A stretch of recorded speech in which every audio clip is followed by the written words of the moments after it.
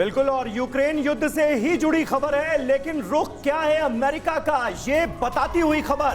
Biden आज France के राष्ट्रपति से बात करेंगे, ब्रिटिश पीएम और जर्मन चांसलर से भी बात करेंगे अमेरिकी राष्ट्रपति जो बाइडेन। यूक्रेन संकट पर तीनों नेताओं से होने जा रही है अमेरिकी राष्ट्रपति जो बाइडेन की बातचीत। और विवेक वाजपेयी हमारे सहयोगी इस वक्त हमारे साथ जुड़ रहे हैं। विवेक, एजेंडा क्या है इस बातचीत का, क्या होने वाला है? निश्चित तौर पे समीर, इस बात का एजेंडा केवल और केवल यूक्रेन है और यूक्रेन के बाद जो संकट पूरे यूरोपीय कंट्रियों पर एटम बम का आ रहा है, वो इस बातचीत का बड़ा एजेंडा हो सकता है। मेरे सोर्सेज जो मुझे बता रहे हैं, अब से थोड़ी देर बाद राष्ट्रपति बाइडेन सबसे पहले फ्रांस के राष्ट्रपति से बात करेंगे, उसके बाद जर्मन चांसलर से बात करेंगे और फिर उनकी बात ब्रिटेन के प्रधानमंत्री बोरिस जॉनसन से होगी।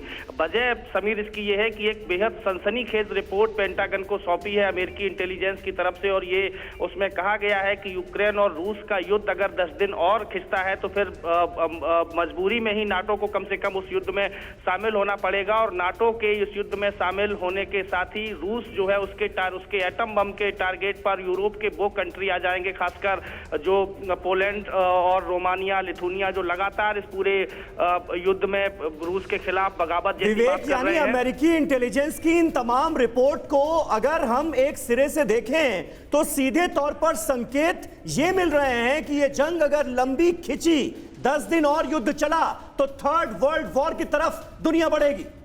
बिल्कुल, और इस युद्ध में समीर नाटो कभी भी शामिल हो सकता है। आज अमेरिका की तरफ से ये कहा गया है, अमेरिकी विदेश मंत्री की तरफ से, कि जो भी नाटो कंट्रीज के देश हैं वो यूक्रेन की मदद करना चाहते हैं, उनकी मदद करें। उन देशों को मदद करने के लिए अमेरिका तैयार है। तो ये पूरा युद्ध समीर अब यूक्रेन और रूस न होके नाटो वर्सेस रूस होने जा रहा है, हो गया है। आप कह सकते हैं पोलैंड के बॉर्डर पर अमेरिकी आर्मी जो है वो एक्सरसाइज उसने करनी शुरू कर दी है। तमाम जो बड़े देश हैं नाटो के, उन्होंने बड़े मूवमेंट दिखाए हैं, हथियार पोलैंड बॉर्डर और यूक्रेन बॉर्डर पे भेजे हैं, वॉरशिप लगाए गए हैं ब्लैक सी से लेकर भूमध्य सागर तक। तो आप समझ सकते हैं कि नाटो भी पूरी प्लानिंग के साथ, ठीक उसी तरीके से जैसे युद्ध शुरू होने से पहले रूस ने पूरी तैयारी की थी, अपनी एक्सरसाइज शुरू की थी और यूक्रेन बॉर्डर पर भारी आर्मी का जमावड़ा किया था। तो वैसे धीरे धीरे नाटो कंट्रीज भी अपनी आर्मी का जमावड़ा पोलैंड बॉर्डर पर, यूक्रेन बॉर्डर पर वहां पे बढ़ा रहे हैं और उनकी एक्सरसाइज जारी है। रूस खुद धमकी राष्ट्रपति पुतिन दे चुके हैं कि वो अपनी उनकी न्यूक्लियर स्ट्रेटजी जो फोर्स है वो रेडी है। इसके बाद ये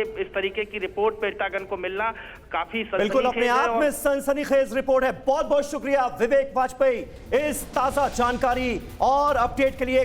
परवाह देश की, सोमवार से शुक्रवार रात 10 बजे TV9 भारतवर्ष पर।